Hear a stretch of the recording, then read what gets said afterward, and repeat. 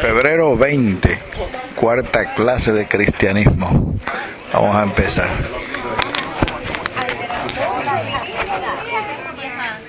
Gloria a Dios.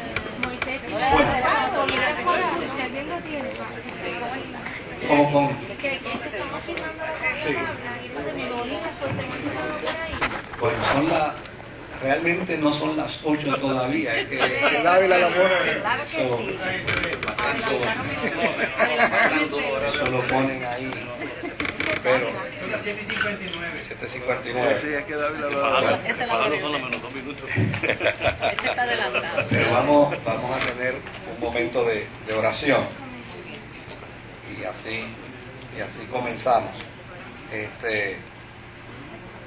Luego, al final, los hermanos que tengan interés en firmar el documento de oposición que estamos firmando para que no se traquetee en el Código Civil con el aspecto que tiene que ver a familia.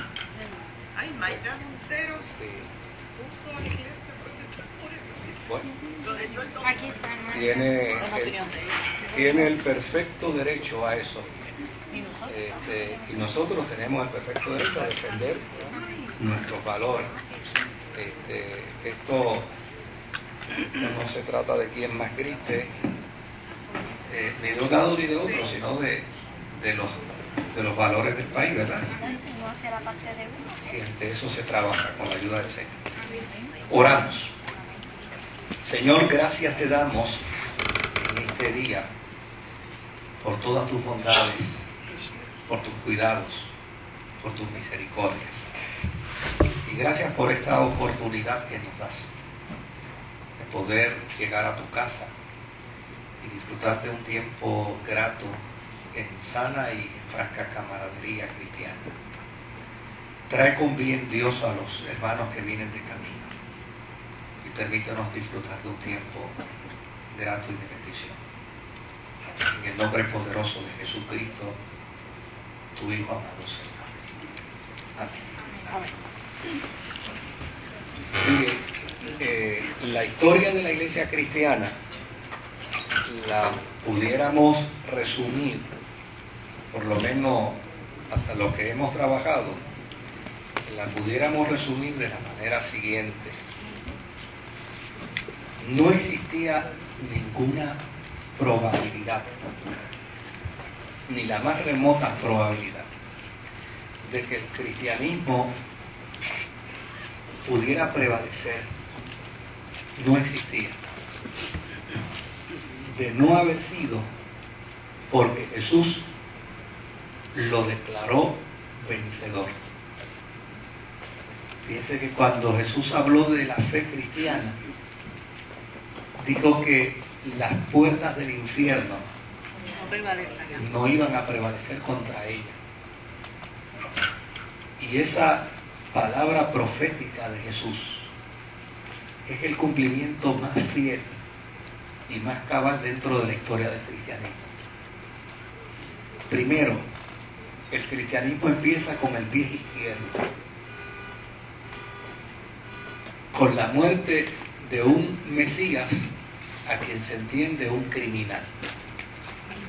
¿Qué posibilidades podría existir que una fe religiosa, que un pensamiento religioso se fundamentara en la persona de un criminal, de alguien que no era acepto socialmente por lo que se le acusó, por lo que se le enjuició y por lo que se le condenó, que era precisamente ser un delincuente, un criminal? No había posibilidad de que la fe pudiera prevalecer ante ese primer escollo. Luego de esto, el que se planteara dentro de la misma sociedad donde sucedió la crisis, donde sucedió el problema, el que se pudiera plantear que ese que murió como criminal era el Hijo de Dios. O sea, las probabilidades humanas a lo más que llegan es que el caballo viejo se ven de lejos, ¿verdad? O sea, Y que nadie es profeta en su tierra. y que nadie es profeta en su tierra. Y donde precisamente la iglesia se empeña en avalar, mire, si la iglesia hubiera tenido un equipo de consejeros en materia de promoción y publicidad, en materia de relaciones públicas, ninguno de ellos le hubiera aconsejado a defender la fe en el mismo lugar donde se ha dado muerte al Mesías por ser delincuente. Pero no solo eso, se empeñan en querer demostrar que ha resucitado en el mismo lugar donde lo han matado. O sea, probabilidades de que el Evangelio pudiera subsistir ante las crisis que enfrentó y que ha enfrentado. Miren, las probabilidades desde el punto de vista humano eran cero, pero cero. Si a esto le añadimos el hecho de una persecución simultánea, porque no solamente es el hecho de que a Jesús se le mata por criminal, sino que quienes piden la muerte de él son los judíos, y se le pide la muerte precisamente por ser un impostor, por ser un falso representante. Y fíjese lo extraordinario de esto, que entonces ellos dicen, pues con los mismos códigos de ustedes, con los mismos documentos de ustedes, nosotros vamos a probar que él no era un impostor, sino que él era el verdadero Mesías. O sea, fíjese que cuando uno mira esto, uno tiene que quedar impresionado con respecto al propósito y al plan de Dios. Y esa gran pregunta que encontramos en la Escritura, ¿habrá algo imposible para Dios? O sea, yo creo que la mejor evidencia de que para Dios no hay nada imposible es la misma historia del cristianismo. Pero a eso se le añade la persecución inmediata contra los cristianos. Y esa persecución inmediata contra los cristianos fue, si decapitamos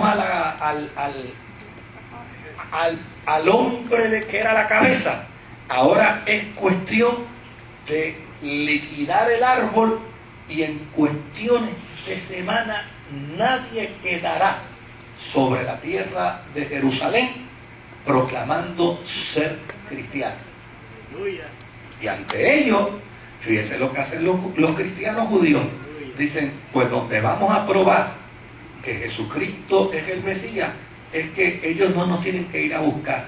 Nosotros nos vamos a meter en sus sinagogas. Dicen, o sea, esto va, mire, contra toda lógica, es el proceso de la iglesia.